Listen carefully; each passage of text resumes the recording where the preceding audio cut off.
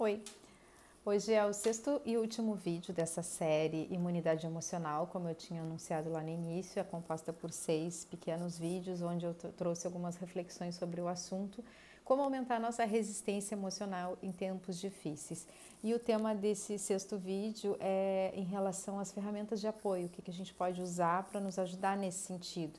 Então tem muito da tomada de consciência, sim, uma reflexão sobre determinados temas que dizem respeito somente a cada um de nós, mas também a gente pode usar ferramentas de apoio. Então, a ideia é abordar hoje esse aspecto, até trazendo alguns exemplos. Então, quando a gente fala em imunidade emocional, fazendo analogia do nosso sistema imunológico, o primeiro passo é identificar aquele agente agressor, vamos dizer assim, aquele patógeno, aquele vírus, aquele corpo estranho que está causando um desequilíbrio no nosso organismo. Da mesma forma, as emoções.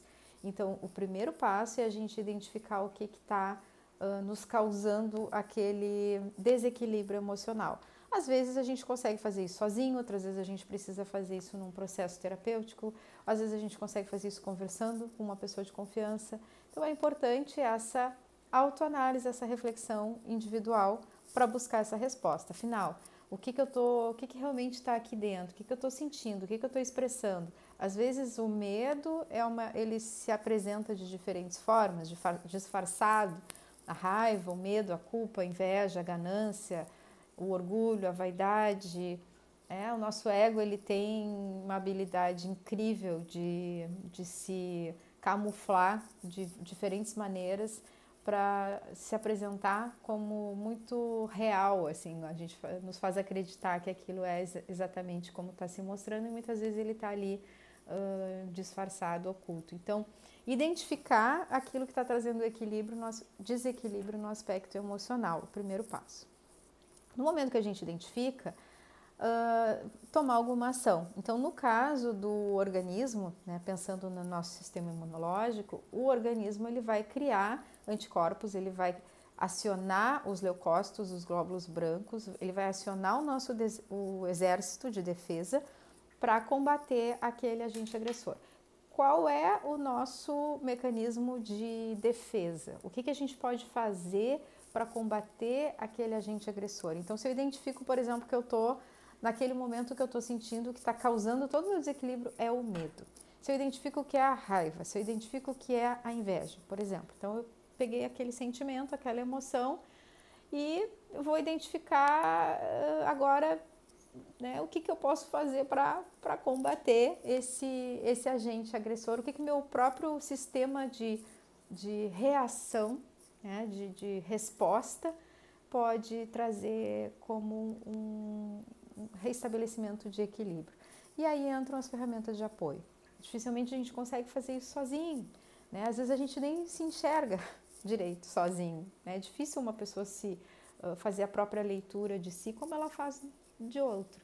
Então, um processo terapêutico, uma conversa com alguém que conheça bem, que seja de confiança, com um amigo bem íntimo, assim, uma pessoa que às vezes é o próprio marido, a esposa, um irmão, uma irmã. Então, ter essa intimidade, colocar a sua verdade, por mais que ela seja feia, ajuda muito a ter a clareza do que está realmente causando aquele problema. Buscar, então, ajuda nesse sentido. E buscar outras ferramentas de apoio que muitas vezes já estão por aí à disposição e a gente não usa por não procurar. Aqui nessa série mesmo eu falei um pouquinho sobre as frequências, as faixas de vibração e tem como fazer essa sintonia até mesmo ouvindo alguns solfégios. Então a gente pode buscar aquela frequência, sintonizar, buscar entrar nessa faixa de vibração e ver se sente melhor. Mas tem inúmeros recursos. Eu diria assim, dentro desse assunto de opções de instrumentos terapêuticos, de ferramentas que nos auxiliam, tem inúmeras, desde as que são energéticas até as que são físicas, tem as terapias corporais, tem as terapias energéticas, tem as terapias que usam algum instrumento terapêutico como um floral, como um óleo essencial, como uma sinergia, os fitoterápicos, enfim, Tem uma série de recursos que a natureza oferece, sem precisar, digamos assim, fazer uso de algo necessariamente químico, alopático. A gente pode usar a própria química da natureza, né, com as plantas, ou, enfim, um processo terapêutico da escolha de cada um. Então, essa é uma segunda dica. A primeira seria identificar a causa, a segunda, estabelecer um momento de reação, ou seja, de buscar essa nova ordem com alguma ajuda, com algum recurso terapêutico, de análise, de mudança de pensamento, mudança de comportamento, mudança de resultado.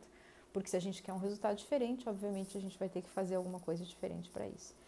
E aí, para completar, assim, para encerrar também, que eu não tenho intenção que esses vídeos tenham muito tempo, não passe de 10 minutos, fazer uma reflexão sobre esse momento que a gente está vivendo, que já está bastante discutido, isso amplamente até nos canais sociais, enfim, na própria mídia, mas uma reflexão particular, uma reflexão individualizada. No vídeo anterior eu falei sobre sentido, propósito, entender o para quê, isso é fundamental, né? Então, aquilo que a gente precisa fortalecer, aquilo que a gente precisa acionar na nossa vida para combater o que está nos fazendo mal, vai exigir sim uma mudança de postura, vai exigir uma mudança de pensamento, muitas vezes de comportamento e consequentemente de resultado. O que eu tenho observado nas pessoas com quem eu tenho contato mais direto, e mesmo as pessoas que eu atendo, acompanho e vejo essa evolução nesse processo terapêutico, eu tenho visto assim 100%, né, das pessoas, e eu me incluo, né, então nós estamos todos num momento de busca de mudanças e muitas vezes a gente adiava, né, essa parada. E agora a gente está sendo obrigado a parar e olhar para essas questões de uma forma bem particular, assim.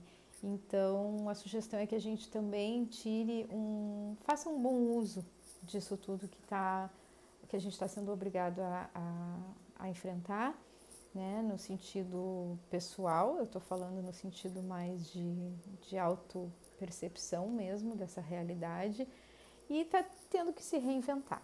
Então, qual é a nova versão de cada um de nós que vai sair dessa experiência? Cada um vai saber ou vai descobrir, mas que a gente vai precisar se reinventar e vai ter que nascer uma nova ordem dentro de nós.